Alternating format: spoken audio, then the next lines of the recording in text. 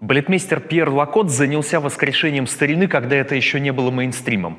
Он вернул из исторических книг на сцену старинных сильфид, снова заставил танцевать знаменитого итальянского бандита и египетские мумии и сделал еще много прекрасного.